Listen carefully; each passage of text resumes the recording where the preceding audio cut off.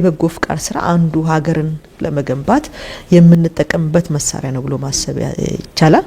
በተለይ የበጎ ፍቃድ ስራ ሰዎች በጋራ ሆነው እንግዲህ በጎ ፍቃድ ስንል ሰዎች በነጻ ፍላጎታቸው በራስ ተነሳሽነት ካለምንም ማስገዳጅነት ለማህበረሰቡ የሚሰጡት አገልግሎት ነው። ይሄ ቀላል አገልግሎት አይደለም። በዚህ ውስጥ ግን በተለይ ህብረ ብሔር አንድነትን ከማጠናከር አኳያ ቀላል አይደለም።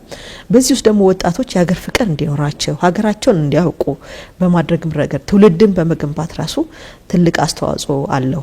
እንግዲህ ሀገር ስንል የጋራ ቤታችን አለችም። የሁላችንም አስተዋጽኦ ያለበት ሀገር በጋራ ነው የምትገነባው። ሁሉም የህብረተሰብ የራሱ በሀገር ግንባታ ላይ ድርሻ አለው ብለን እናስባለንና በዘንድሮም እንግዲህ የ18 የክረምት ወራት የበጎ ፍቃድ አገልግሎት ተጀምሯል። ሁላችሁም እንደምታስታውሱ ሰኔ 11 ላይ ክቡር ጠቅላይ ሚኒስትራችን አስጀምሮታል። ያንን መሰረት ተደርጎ ሁሉም ክልሎች በፕሬዝዳንቶቻቸው በከንቲቦቻቸው የመክፈቻ ፕሮግራም እያደረጉ ነው ያሉት።